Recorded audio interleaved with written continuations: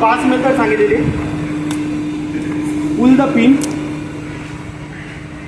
Second M आता आपण पकडू, आणि सेकंड स्क्यूज आणि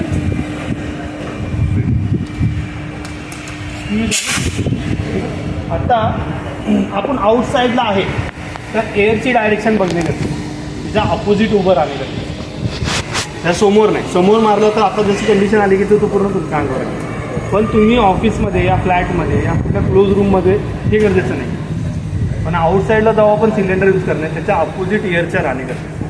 जसं काही व्हेकलला आग लागली तर ते आउटसाईडला असणार आहे, काही क्लोजमध्ये तर नसणार. मग त्यावेळी तुम्हाला ते कुठल्या डायरेक्शनला उभं राहून मारणे.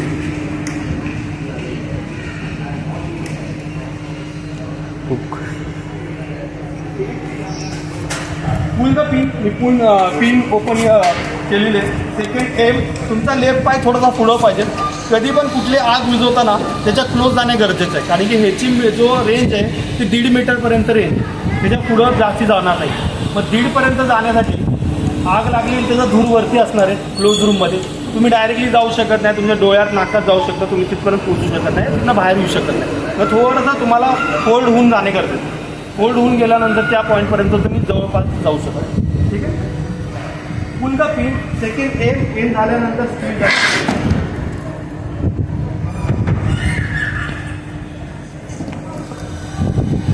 कुणाला यूज करायचं का, कारण की हा पूर्ण एमटी होणार आहे.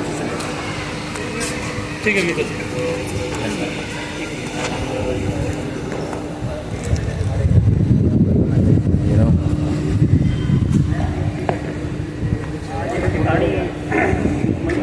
याचा आग लागल्यानंतर हे पूर्णच हे करायचं का? हो, पहिल्यापासून करा, पूर्ण एमटी करायचं का? तो तर तसं पण आपण रिफिलला पाठवणार आहे.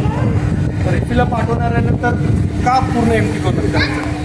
जर तुम्हाला वाटत असेल की आग पूर्ण विजली पण सांगू शकत नाही, परत लागण्याची चान्सेस, पूर्ण एमटी करा. ठीक आहे. आणि एक वेळा जेव्हा प्रेस करतो 6 ते 6 सेकंडमध्ये हा पूर्ण एमटी होतो. पिन काढ, पिन फर्स्ट, पहिलं पिन काढा. हां, पुल द पिन सर. खाली सेकंड पाईप पकडा.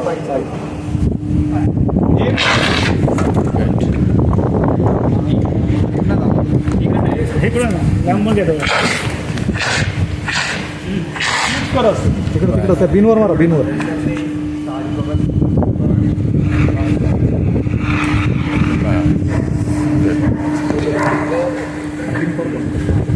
आता ह्यासाठी जो लास्ट मी सांगितलेलं स्वीप, या कारणावरून सांगितलं की काय होणार की वेट कमी असेल तर ती आग थोडंसं असणार. त्याच्यामुळं तुम्हाला तो स्वीप मेथड वापरणे गरजेचं आहे की तो प्रेशर डिवाइड होणे. अजून कोणी इंटरेस्टेड?